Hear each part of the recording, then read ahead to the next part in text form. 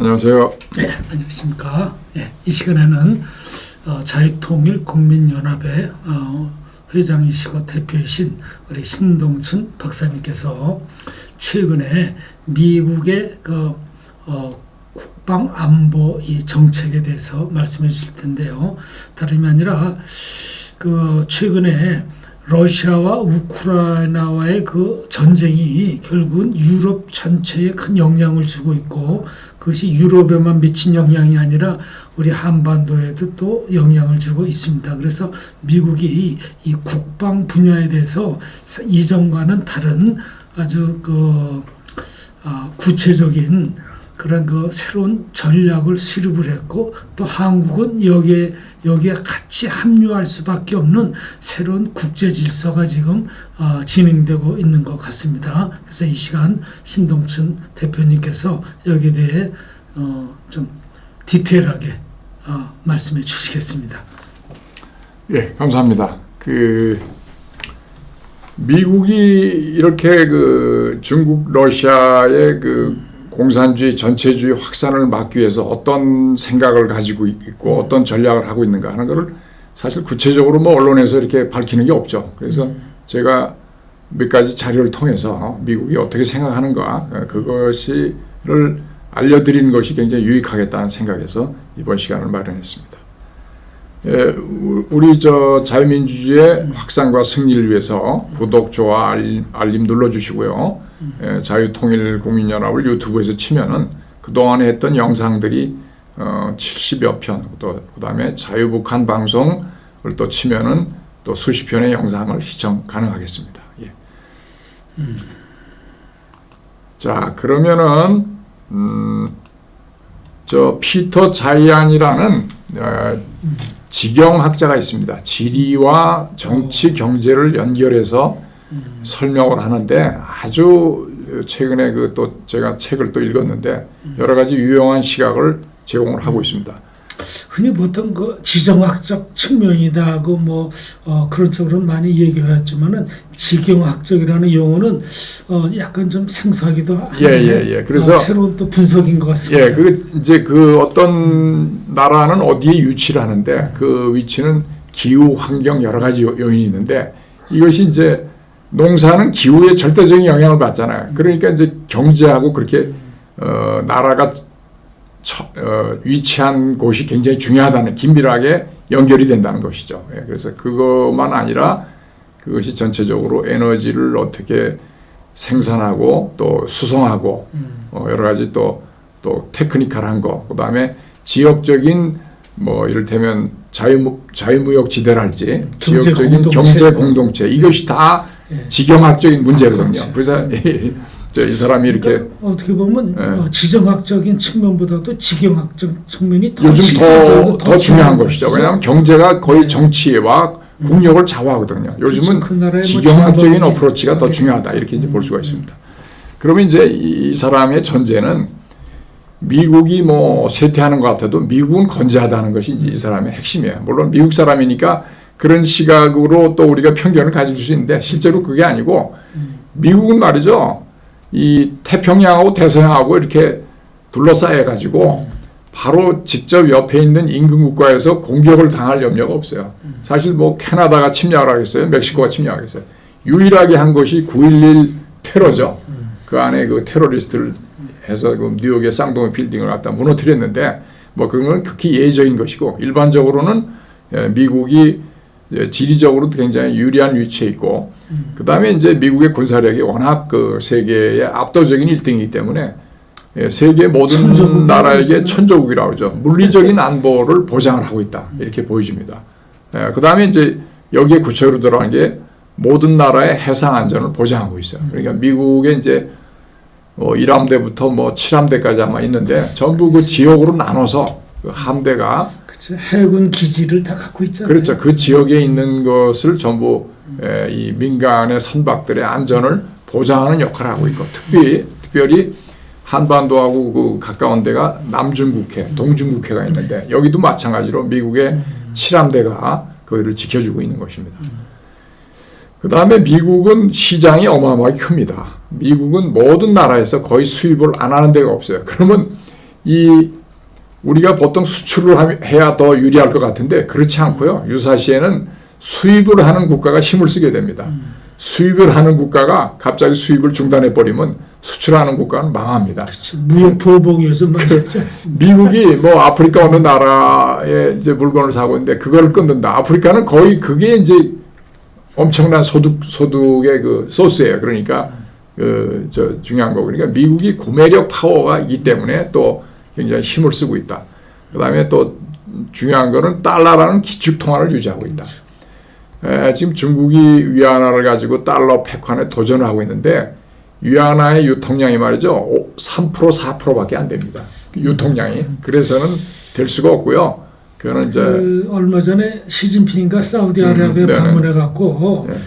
석유 결제를 위안화로 했다. 위안화로 하자. 그런데 사우디가 그걸 거절을 했죠.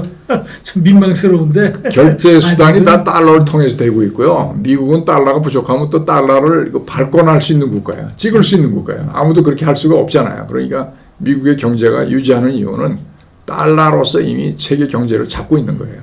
그 이제 미국의 변화라는 것이 조금 여기 밑에 뭐 위축이 된다고 하는 건데 그래도 미국이 새로운 전략으로 이제 아시아 태평양 처음에 하다가 인도 태평양으로 확대했다가 이제는 이제 우리나라를 중심으로 보면 인도 태평양 나토까지 아우르는 전 세계적인 안보 동맹을 지금 결성을 하고 있다. 이렇게 그게 다 이제 지경학적인 지경학적인 얘기입니다. 점차 이제 확산되어 나가는 거죠. 그러면 제가 이제 최근에 미국의 이제 국방안보 전략이라고 하는 이유를 2022년 10월달에 최근 거죠. National Security Strategy, 국가 안보 전략이라는 이 문서의 핵심적인 것을 제가 요약을 한 겁니다. 그리고 이제 미국의 그 중요한 목표는 중국을 능가하고 러시아를 제압하겠다는 거죠. 그래서 중국과 러시아가 미국의 주적입니다.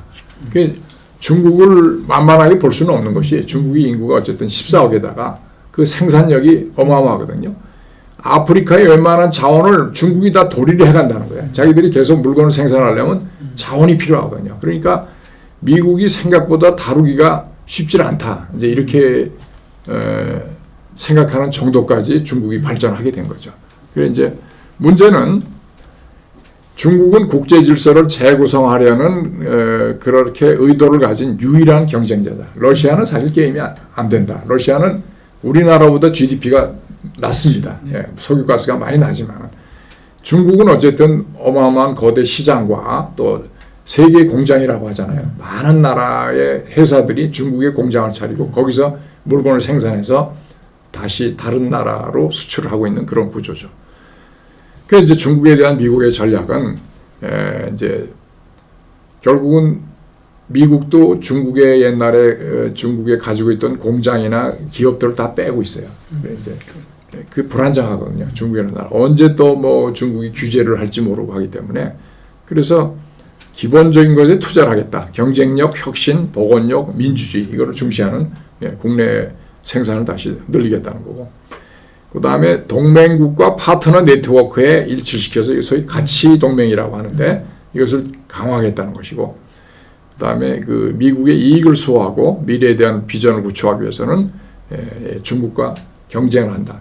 이게 이제 문서니까 경쟁이라 뭐 이런 좋은 말로 쓰고 있는데 우리가 세계 1등을 유지하려면 중국이 올라오는 것을 반드시 꺾어야 된다는 강력한 의지가 숨어 있는 겁니다. 점잖게 그 경쟁이라는 말을 썼지 실제로는 경쟁은 아니죠. 자, 그다음에 그래 이제 그 경제, 기술, 외교, 개발, 안보, 글로벌 거버넌스에서 하고의 중국과의 이 경쟁이라는 것은 향후 10년이 결정적이다. 이렇게 지금 보고 있고 지금이 그걸 터닝 포인트를 만드는 그 변곡점이다. 이렇게 이제 미국이 판단하고 있습니다. 그 중국이 왜 안 되느냐? 신뢰할 수 없는 디지털 인프라. 거기 뭐가 있나요? 요새 틱톡이 미국 의회에서 말이죠. 그 완전히 그 난타를 당하고 아마 틱톡이 미국인들이 제일 많이 쓰는 SNS라는데 아마 축출이 될 것 같아요. 그 정보가 결국 중국에서 다 들여다보게 되고 그 정보를 갖다가 이게 유출당한다는 그 위기 의식 때문에 미국에서도 이제 거기에 대한 위기 의식을 갖고 있는 것 같아요. 이미 화해의 그 여러 가지 장비에서 미국의 여러 가지 정보망이 중국에 흘러간다고 보고 화해를 다 금지시켰잖아요. 네, 똑같은 겁니다. 이게. 백도어라고 그러죠. 예, 백도어라고. 예.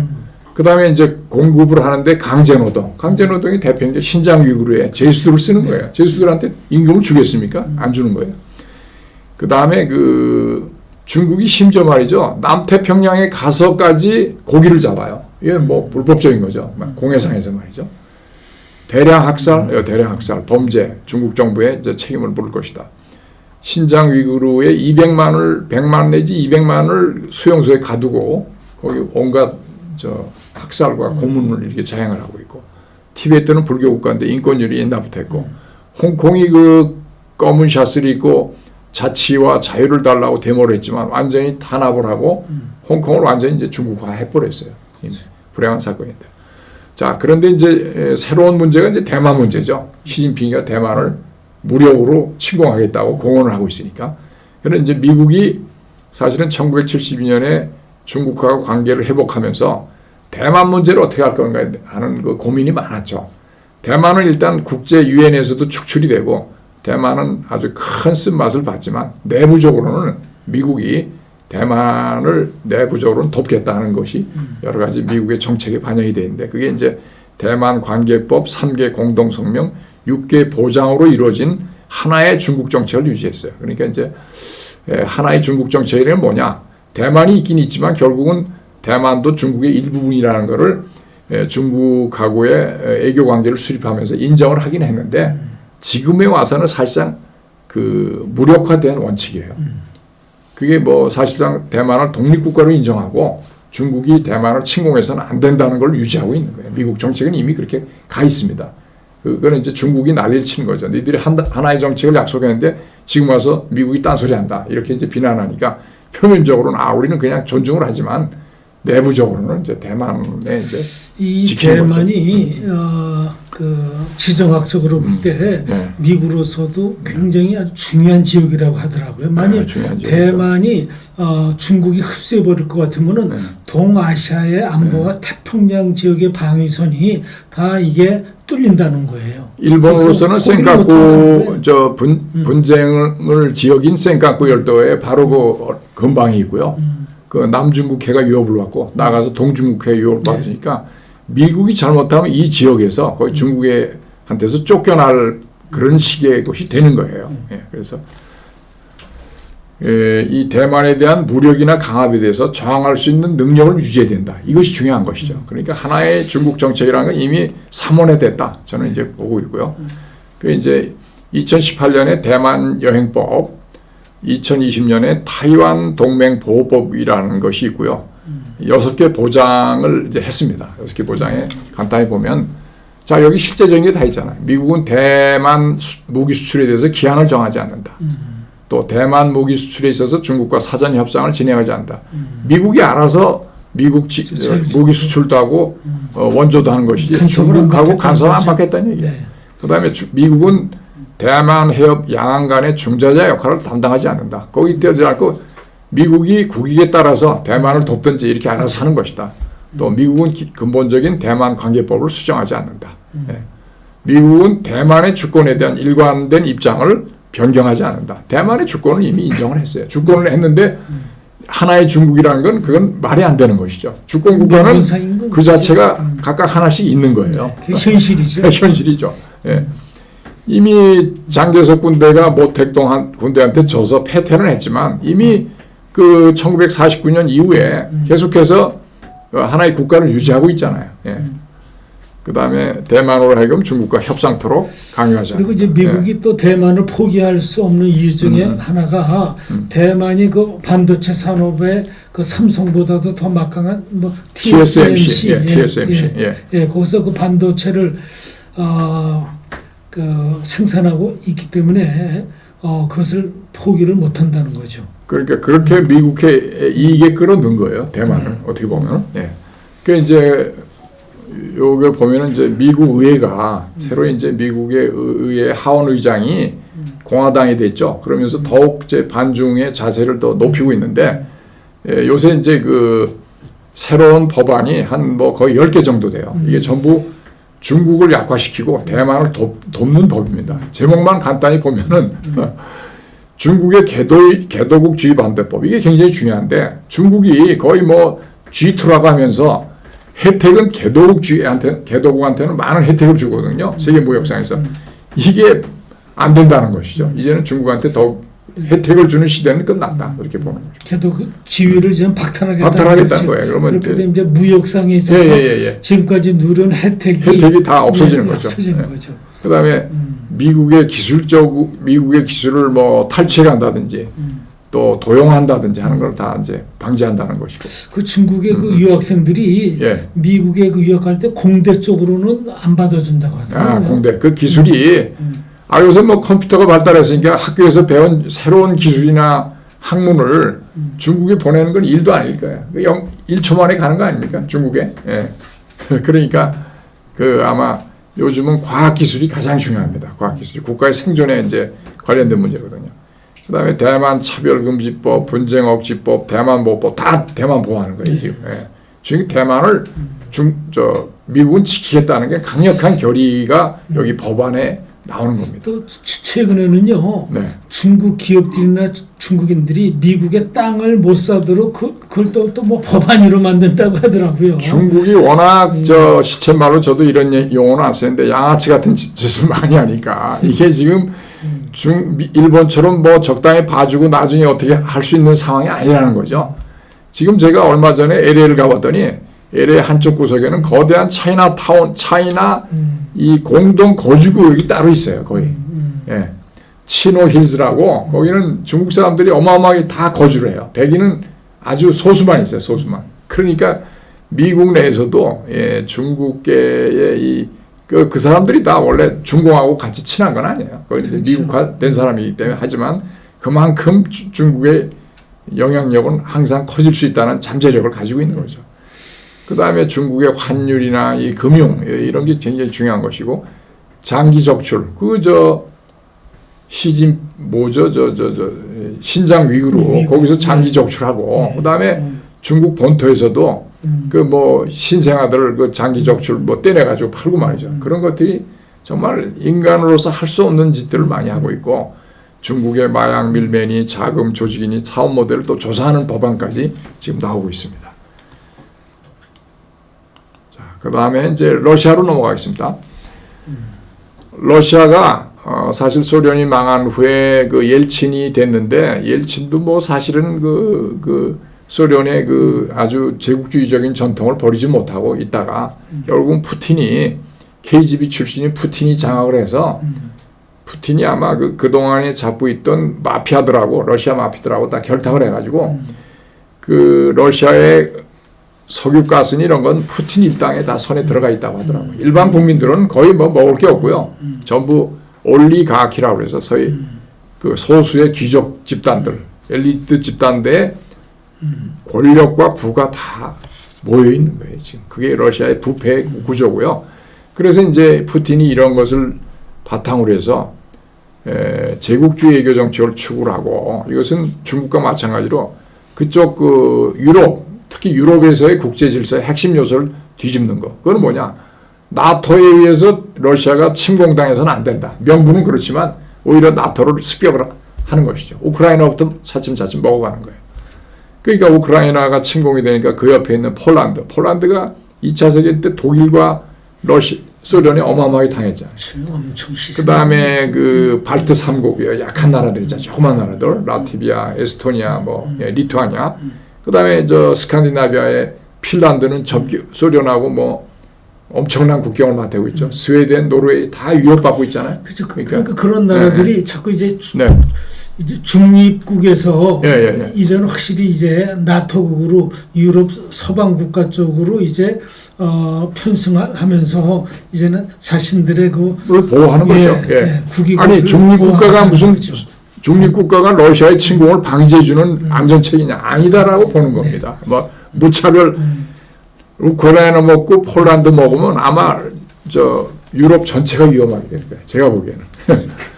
그다음에 이제 우크라이나 정부를 무너뜨리고 러시아에 종속시키는 의도로 이미 2014년에 우크라이나를 침공했잖아요. 그렇죠. 크림반도를 침공함으로 인해서 벌써 그때 본색을 드러냈었죠. 본색을 드러냈어요. 뭐 형식적으로는 크림반도의 주민들이 러시아에 복귀하는 거를 뭐 주민 투표를 하는데 그것은 강점 상태에서는 얼마든지 가능한 술책이거든요. 그런 거는 무효입니다. 무효. 예.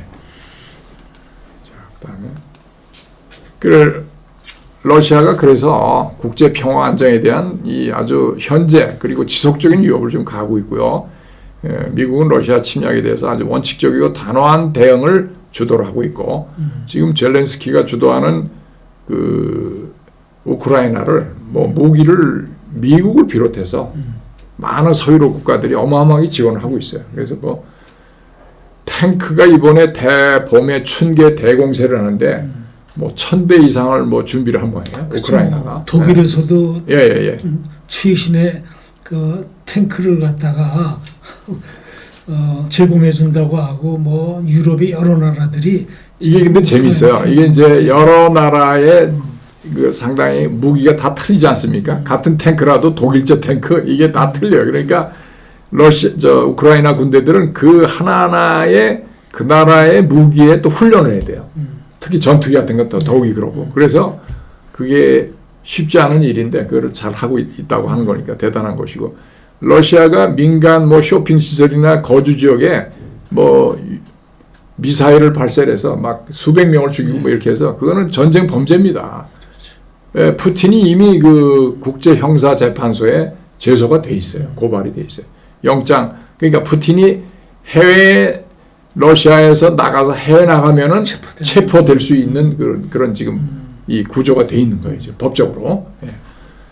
그래 지금 미국이 우크라이나의 주권을 왜 주권을 보호하냐? 똑같은 거예요. 한반도 6.25 때 대한민국이 그 공산화되면은 뭐 일본도 안전하지 않고 하니까 우크라이나를 보호를 하는 거죠. 그렇죠. 우크라이나를 러시아에 내주게 되면 동구권이 위험해지고 동구권이 위험해지면 또 나토권이 전체가 위험해지는 거예요. 예. 전체가 위험해지는 거예요. 그러니까 독일이 결과적으로 얼마나 어리석은 짓을 했나 하는 것이 지금 이제 되는 거예요. 독일의 메르켈은 말이죠. 러시아한테 값싼 석유와 가스를 공급받으면 독일 경제에 유리하다. 이렇게 단견으로 보는 거죠. 그거는 아니고요. 진짜 러시아의 흑심 그런 걸 보는 것이 올바른 지도자지. 저는 메르켈을 칭찬할 생각은 추호도 없습니다. 일도 없습니다. 왜냐하면 더욱이 2차 세계대 때 독일이 소련하고 처참한 전쟁을 치렀어요. 2천만 명 이상이 희생당했다. 그런 것을 못 보고 말이죠. 언제든지 돌변할 수 있는 푸틴하고 거래를 한다.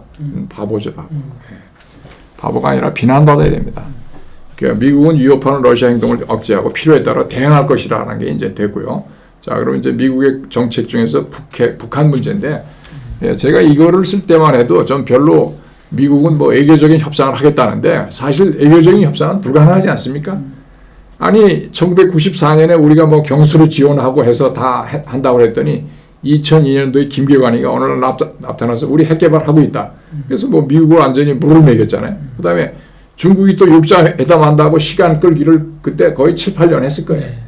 전부 다 쇼라는 거예요. 그동안 북한은 핵무기를 계속 개발했죠. 시간만 벌어준 거예요. 또 문재인이 가짜 평화 외칠 때 시간을 다 벌어준 겁니다. 뭐가 된 게 뭐 있어요. 그래서 지금 뭐 핵무기는 점점 늘어나고 핵무기의 소형화, 경량화를 하고 다니는 투발 수단 언제 어디서든지 쏠 수 있는 그런 거를 갖춰서 얼마 전에는 공중에서 폭발시킴으로 인해갖고 핵무기를 갖다가 고도에서 폭발시킬 그러니까 소나기처럼 쏟아져서 분산이 됨으로써 그러면 서울 상공에 터진다. 그러면 걷잡을 수가 없고 그래서 김정은이 의도하는 거는 대한민국 국민들이 완전히 겁에 질려서 완전히 항복하도록 만드는 거다. 심리적으로. 지금 그걸 노리고 있는 거예요. 근데 지금 뭐 미국하고 한미가 지금 확장 억제 전략이니 뭐 선제 공격이니 하고 있지만 핵은 말이죠. 재래식 무기로는 대응이 거의 불가능하다고 보입니다.